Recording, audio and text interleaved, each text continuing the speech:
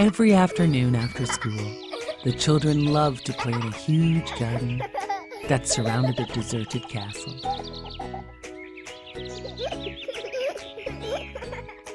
They loved to play there.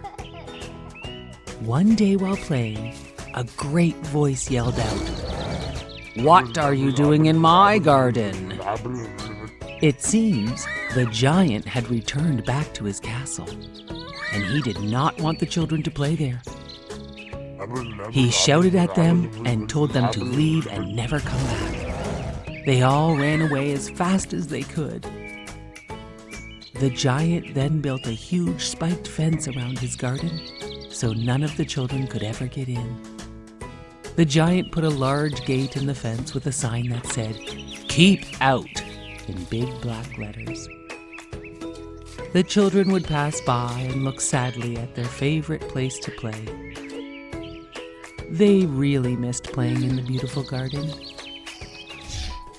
Soon fall and winter came and covered everything in snow and frost. The giant looked out his castle window at his snow-covered garden and wished for spring to come. Spring did come, everywhere except in the giant's garden. The snow and frost were thrilled to have a place to stay forever. One morning, the giant was lying awake in bed when he heard a bird singing. He leapt from his bed to look out the window. His whole garden was in spring bloom. The snow and frost were finally gone. Then he noticed all the children playing in his garden. You see, they had snuck into the garden through a hole in the wall, and spring had followed them in. One little boy was crying because he could not climb the trees like all the other children. He was just too small to reach. The giant helped the small boy to the top of the tree. The little boy gave the giant a hug and a kiss and said thank you. The giant thought it was time to let the children play in his garden, so he knocked down the big wall. The children played every day in the giant's beautiful garden.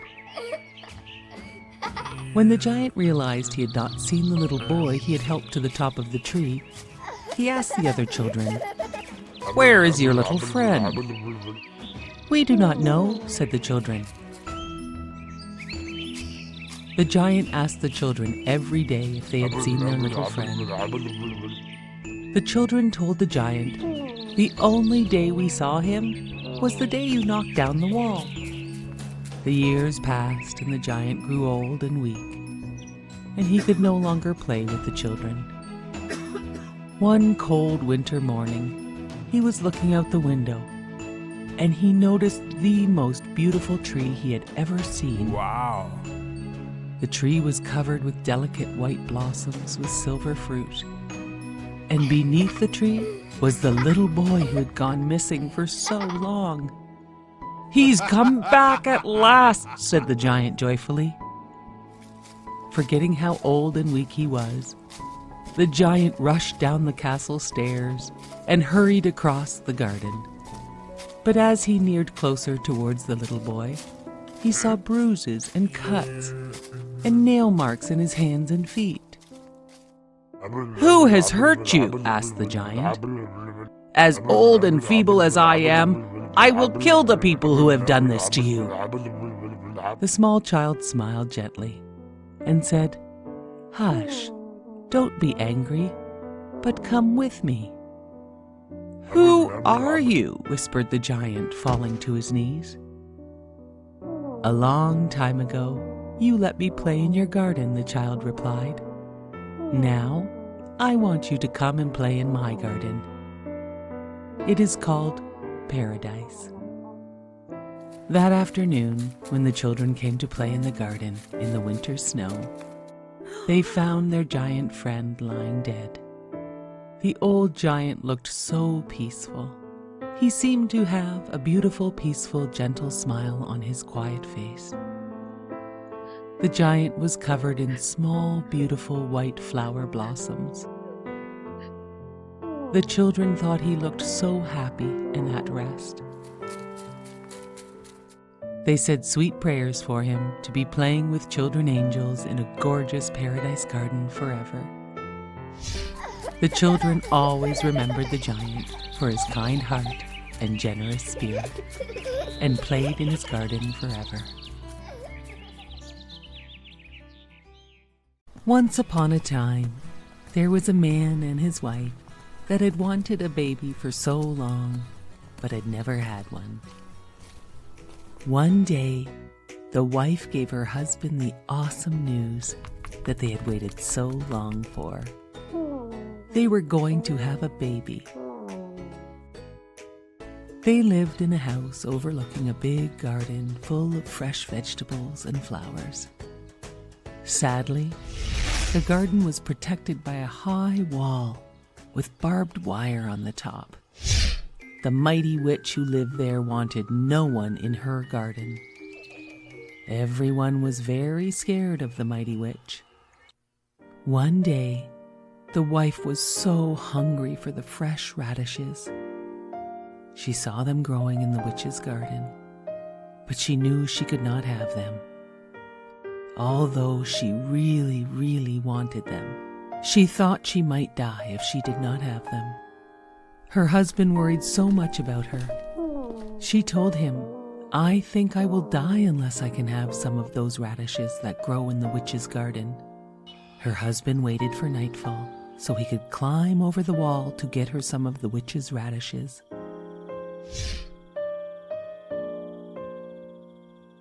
He got her some and climbed back over. She made a big radish salad, and it made her feel so much better. But she knew she wanted more radishes. So her husband snuck over the wall at night to pick more radishes. As he was climbing back over the wall, the witch was standing right below him. "How dare you steal my radishes?" said the witch. "My wife thought she would die if I did not get them for her. I am very sorry." "If this is true," said the witch, "you can have all the radishes you want, on one condition. You must promise to give me your child to raise as my own." The man was so scared he agreed to whatever she said just to get away. When the beautiful child was born, the witch came and took her away, just as she had threatened. She named her Rapunzel, which means radish. Rapunzel grew more and more beautiful every day, and on her 12th birthday, the witch locked her up in a high tower deep in the woods. The tower had no stairs, no door, only a small window. Rapunzel had beautiful long hair that had never been cut, and when the witch wanted to go up to see her, she would cry, "Rapunzel, Rapunzel, let down your hair." The witch would climb up her hair to see her. This went on for years. One day, a prince was riding by the tower and heard Rapunzel singing. He looked at the tower but had no idea how to get in. So he left. But he came by the next day and saw the witch crying, "Rapunzel, Rapunzel, let down your hair." And he saw the beautiful girl who sang, let down her hair for the witch to climb up to see her. The prince returned at dusk and cried, "Rapunzel, Rapunzel, let down your hair." Rapunzel could not believe it when the young prince appeared, and it was not the witch. They fell in love at first sight. They made a plan for Rapunzel to escape. The witch found this out and cut off Rapunzel's hair and hid her away far from the tower. That night, the witch waited for the prince. He cried, "Rapunzel, Rapunzel, let down your hair." The witch threw out Rapunzel's hair, and he climbed up. To his surprise, it was the witch, not Rapunzel. The witch cursed him. "You will never see again." And with that, he was blind. For some time he wandered the forest, hoping to hear Rapunzel singing again. And then, one day, he heard her singing. He followed her voice and found her. They hugged and Rapunzel cried, so happy to see him again. One of her tears fell on his face, and a miracle happened. He could see again. "Oh, I am so happy to see you again," said the prince. And then another miracle happened. Rapunzel's beautiful hair grew back, as long and shiny as it had been. The prince took Rapunzel to his kingdom far away from the witch, where they lived happily ever after. Once upon a time, in a faraway land, a lovely princess was born. The king and queen named their daughter Aurora. They invited everyone in the kingdom to the palace to celebrate her birth. Everyone except for the evil fairy Maleficent. The wicked fairy was so mad about not being invited that she snuck in anyway, in a flash of lightning, and she put a curse on beautiful Princess Aurora. Before the sun sets on her 16th birthday, she will prick her finger on a spinning wheel and die. Then, Maleficent, in a flash of thunder, disappeared. Luckily, 3 good fairies were at the party, and they softened the curse with a prophecy that said, "If this will happen, you will only sleep, not die. Your sleep will be ended when your true love gives you a kiss." The 3 fairies disguised themselves as peasant women and agreed to raise Aurora in the woods to keep her identity a secret until the night of her 16th birthday. The years passed and Princess Aurora grew into a lovely girl.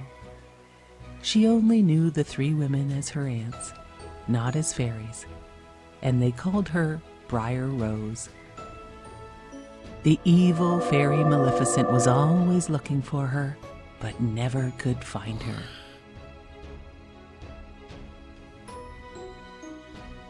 Briar Rose always dreamed of meeting a handsome young man and falling in love. Then, on the day of her 16th birthday, a prince was riding through the woods. The prince heard Briar Rose singing.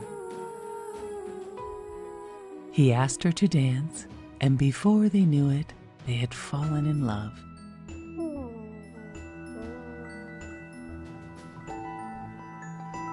Briar Rose had no idea he was a prince from a nearby kingdom, and the prince had no idea that she was really a princess.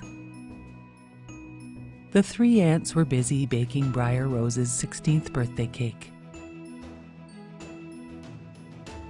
Briar Rose returned to the cottage and told her aunts about the stranger she had met and danced with.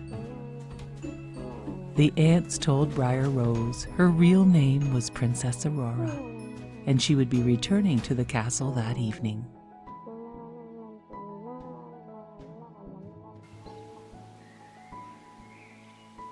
The 3 fairies brought Princess Aurora home to her eagerly awaiting family.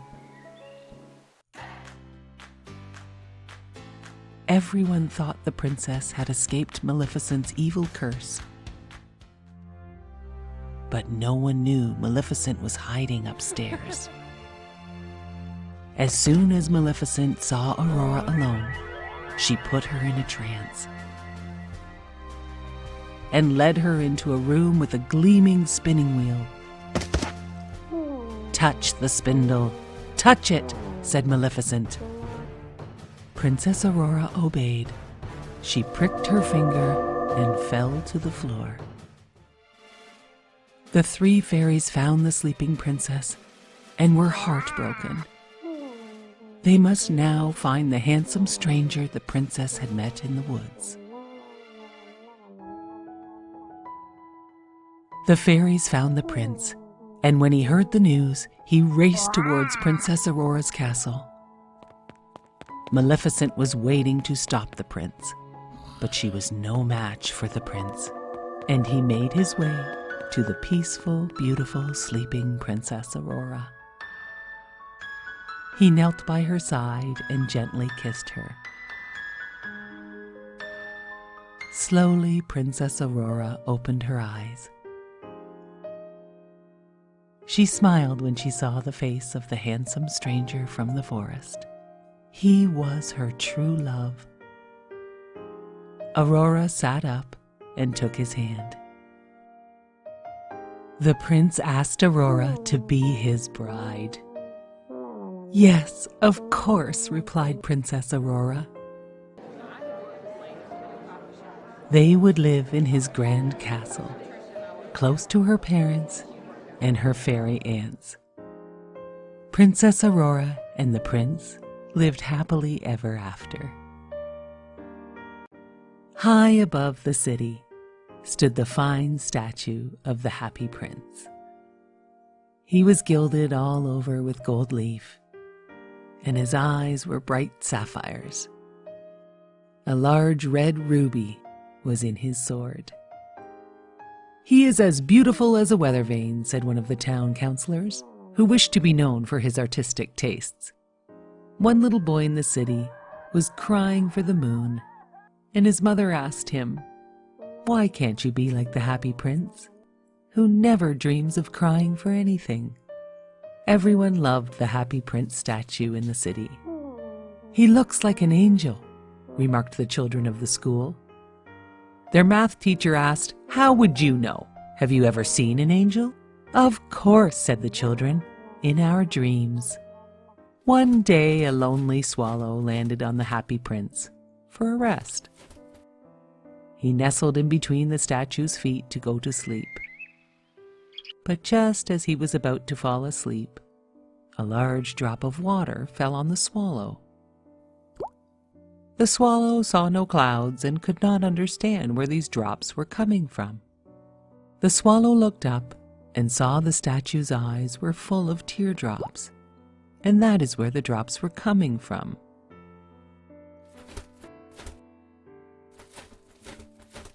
"Who are you?" asked the swallow. "Well, I am the Happy Prince," said the statue. "Why are you crying?" asked the swallow. "I was a happy human prince my whole life, and when I died, they put me up here to see all the city's sadness, and so I weep. I can see a very sad seamstress who has a very sick son. She is so very poor. Swallow, swallow, will you bring her the ruby from my sword?" asked the Happy Prince statue. "Oh, but I must be leaving to meet my swallow family," said the swallow. "Oh, swallow, swallow, little swallow, will you not stay with me for just one day and help me?" The swallow agreed to stay and help to be the messenger for the prince. He flew the ruby to the seamstress's house in the night and laid the precious red stone beside her thimble. He cooled her sick child with a flutter of his wings, and the boy began to feel better. The swallow flew back to the prince to tell him all was done. "I will leave tomorrow." "Please, swallow, stay one more night to help me," the Happy Prince asked the swallow. He asked the swallow to take one of his sapphire eyes to help a poor playwright to finish his play. The little swallow snuck into the playwright's room and left the sapphire. The playwright was overwhelmed and could not believe his luck. The swallow returned to tell the Happy Prince how happy the playwright was. The swallow said goodbye, but the prince asked for his help again, to give his other sapphire eye to the little match girl in the square below. "But if I pluck out your eye, you will be blind." "Do not worry, little swallow.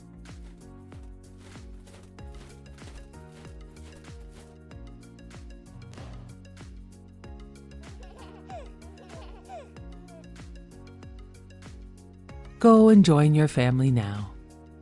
But the little swallow insisted on staying forever with the Happy Prince. The Happy Prince asked the swallow to take each leaf of his gold to help the poor in his city, and so the swallow did, as the Happy Prince asked, leaving the Happy Prince looking quite dull. The swallow stayed too long, and the cold winter made him very sick. He knew he was going to die. He told the prince he loved him and kissed him on the lips before falling at the statue's feet to his death. At that moment, a strange cracking noise sounded from inside the statue. The leaded heart of the statue had been broken. The city councilors took down the Happy Prince statue as it no longer was gold with precious rubies and sapphires. They found a dead bird at its feet and sent everything to be taken away to the garbage. God was looking down and sent 2 of his angels to bring the 2 most precious things from the city to him. The angels found the dead bird and the broken leaded heart and statue and brought them to God. God thanked them so much. He brought the little swallow back to life and repaired the statue and his broken heart. And he put them in his Garden of Eden for the little swallow to sing forever and live with his Happy Prince statue.